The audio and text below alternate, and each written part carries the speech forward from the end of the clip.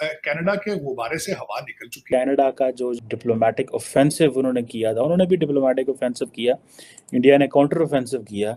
I think the Canadians have blinked the first major western country जिसके सींग India के साथ फंस गए और वो फिर उस सींग निकालने में भी कामयाब हो गए। जस्टिन ट्रूडो, मेरा ख्याल है हिज पॉलिटिकल कैरियर।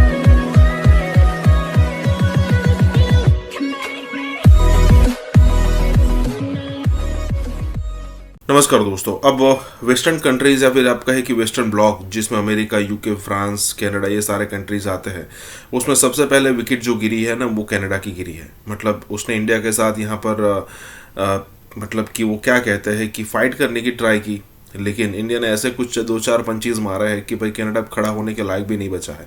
ऊपर से सिचुएशन कनाडा के लिए इतनी ख़राब है कि भाई वो अकेला पड़ चुका है। जस्टिन ट्रूडो का करियर भी, पॉलिटिकल करियर भी मतलब खतरे में आ चुका है, ख़त्म सा हो गया, आप ऐसा कह सकते हैं। ऊपर से जो उसको लगा था कि अमेरिका, यूके की तरफ से, फ्रांस की तरफ से उसको इतनी एक्सपेक्टेशन नहीं थी, लेकिन अमेरिका और यूके की तरफ से उसको इतनी एक्सपेक्टेशन थी, वो हुआ नहीं। ऊपर से ऑस्ट्रेलिया और जापान जैसे कंट्रीज़ की तरफ से कोई स्टेटमेंट नहीं आना, जस्टिन ट्रूडो को बहुत अकेला कर चुका है। और अब सिचुएशन ऐसी है कि भाई कभी भी जब भी इलेक्शन होगा तब बहुत बुरी तरीके से ट्रूडो हारने की कगार पर आ चुका है।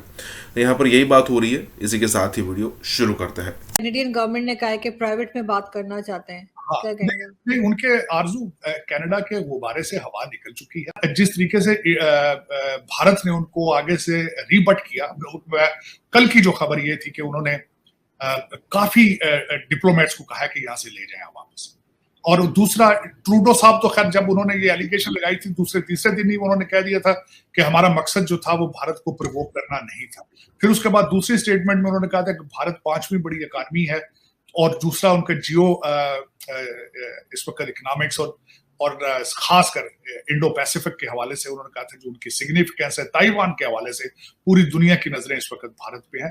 तो कनाडा जो था वो अब बैकफुट पे है, और जस्टिन ट्रूडो, मेरा ख्याल है his political career is over. तो मैं समझता हूं कि ये ब्लफ ब्लंडर, और इसमें भारत इज विक्टोरियस, और उसमें there is no match to India right now in diplomacy. मैं समझता हूं कि Modi sahab has a very strong team, doctor Jaishankar, अगर आप उनका पोर्टफोलियो स्टडी करें, it's an amazing.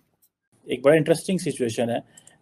First major western country जिसके सींग इंडिया के साथ फंस गए और वो फिर उस सींग निकालने में भी कामयाब हो गए। बट ये जो प्राइवेटली डील कर रहे हैं, आप इसको एक जो नया ट्विस्ट आएगा वो इंडियन मीडिया से आएगा, आप देखेंगे। और मीडिया कहेगा लोग देखो Narendra Modi without speaking a single word on this, ठीक है, मोदी साहब ने एक सिंगल लफ्ज़ भी नहीं बोला। डॉक्टर जयशंकर के वापस आने के बाद कनाडा में 2 रवैये हैं। क्या ट्रूडो साहब कह रहे हैं कि हम एस्केलेट नहीं करेंगे, और फॉरेन मिनिस्टर जोली कह रही हैं कि मुझे इस इंफॉर्मेशन खबर का नहीं पता जो फाइनेंशियल टाइम्स ने दी है, जबकि जयशंकर ने घर आते ही इस तरह के काम कर दिया। सो इट मीन्स कि ये चीज़ जो है वो कनाडा को कन्वे हो चुकी है। कनाडा जो है वो अब ये चीज़ कर रहा है कि हम इंडिया के साथ प्राइवेटली बात करना चाहते हैं, और ये इस स्टेटमेंट ने जारी बात है जिसे वो कहते हैं ना कि एक मज़ीद कनाडा की पोजीशन को जिसने बड़ा स्ट्रॉन्गली असर्ट किया था इंडिया के ऊपर, उसको ऐसे लग रहा है कि वो डिप्लोमेटिक सपोर्ट ना मिलने की वजह से ये सारी चीज़ें करनी पड़ी हैं। कनाडा की जो फॉरेन मिनिस्टर हैं मेलेनी जॉली जो हैं, उन्होंने कहा है कि हम इंडियन गवर्नमेंट के साथ राब्ते में हैं, और इंडियन डिप्लोमेट्स की जो सेफ्टी है वो हमारे लिए बड़ी इम्पॉर्टेंट है। जिसे वो कहते हैं कि जो डिप्लोमेट्स हैं उनकी जो कन्वर्सेशंस हैं वो प्राइवेट ही रहनी चाहिए।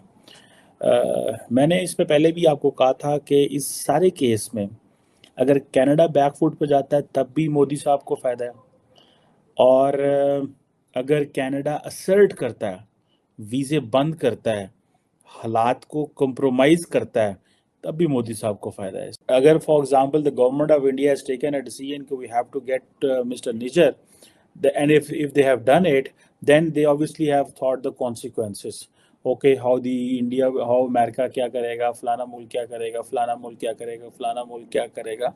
They would have thought every option, and after thinking every option they would have gone for this, and then इसके domestic consequences क्या होंगे. So ये देखें, ये सारी जिस तरह की जो input है that comes from Ajit Doval साहब जो हैं, he gives them basically he works on this national security and foreign policy को settle वो देख रहे होते हैं, but he doesn't like to speak, and for that वो the speaking जो voice है ये आम है इंडियन गवर्नमेंट की, वो डॉक्टर जयशंकर है to the international community. Canada के लिए कोई इतना ज़्यादा सपोर्ट वेस्ट से नहीं आई, and somehow India has also been successful, or the Canadians have failed to make the international community understand, or the Canadians have failed to the international community make understand कि ये उनके लिए political issue नहीं है, because India कह रहा है ये जस्टिन ट्रूडो के लिए पॉलिटिकल इशू है. जस्टिन ट्रूडो कहते हैं नहीं, this is an issue of sovereignty, हमारी कॉन्स्टिट्यूशन का मसला है, हम किसी मुल्क को लॉ नहीं करते कि हमारे मुल्क में आके एक्स्ट्रा जुडिशियल किलिंग्स करें एंड ऑल दैट. सो ये अब जब जस्टिन ट्रूडो साहब से पूछा जाता है कि आप अगर इंडिया ने आपके लोगों को निकाल दिया तो आप क्या करेंगे, क्या आप भी इंडियंस को निकालेंगे, तो उन्होंने कहा है जी कि हम एस्केलेट सिचुएशन को नहीं करेंगे. अगर आप सिचुएशन को एस्केलेट नहीं कर रहे तो फिर आप क्या कर रहे हैं. आपने एस्केलेट किया, आगे से प्रेशर आया, आप पीछे हट गए, इंटरनेशनल कम्युनिटी ने अपनी सपोर्ट जो है वो इस हद तक दी आपको, एक रेटर की हद तक, जी ठीक है जी इम्पोर्टेंट है जी, बड़ा इम्पोर्टेंट है, हमारे लिए बड़ा इम्पोर्टेंट है. जस्टिन ट्रूडो का कहना कि हम एस्केलेट नहीं करेंगे, क्या नाम है उनका, वो जो फॉरेन मिनिस्टर ने कहा है कि हम सारी चीज़ों को प्राइवेटली देखेंगे.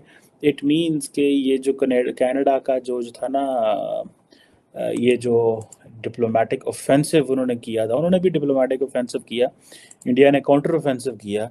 इसमें वो एक हम इस तरह के इश्यूज में बोलते हैं, we will blink the first. I think the Canadians have blink the first. So ये आप इस चीज़ को अंडर एस्टिमेट ना करें कि ये ऐसा नहीं है जैसे नज़र आ रहा है. ये है कि ताल्लुकात को बचाना है, क्योंकि मैंने आपको कल भी कहा था कि नरेंद्र मोदी के इंटरेस्ट में यही है कि ताल्लुकात डाउनग्रेड हों, और इस डाउनग्रेडेशन में वो अपने आप को असर्ट करें, उससे उनकी अपनी रेपुटेशन भी बढ़ेगी, प्लस वो जो एक कॉन्स्टिट्यूएंसी है जिसको वो हिट कर रहे हैं, सो वो उसमें नुकसान एक ग्रुप का ही होना है. सो इसलिए कैनेडियंस दे हैव उसने रिट्रीट कर ली. कैनेडियन गवर्नमेंट ने कहा है कि प्राइवेट में बात करना चाहते हैं. हाँ, नहीं, उनके आरजू कनाडा के गुब्बारे से हवा निकल चुकी है. जिस तरीके से भारत ने उनको आगे से रीबट किया, कल की जो खबर ये थी कि उन्होंने काफी डिप्लोमेट्स को कहा कि यहाँ से ले जाएं वापस.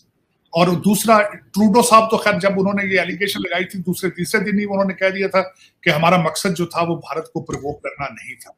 फिर उसके बाद दूसरी स्टेटमेंट में उन्होंने कहा था कि भारत 5वीं बड़ी इकानमी है, और दूसरा उनका जियो इस वक्त इकोनॉमिक्स और खासकर इंडो पैसिफिक के हवाले से उन्होंने कहा था जो उनकी सिग्निफिकेंस है, ताइवान के हवाले से पूरी दुनिया की नजरें इस वक्त भारत पे हैं.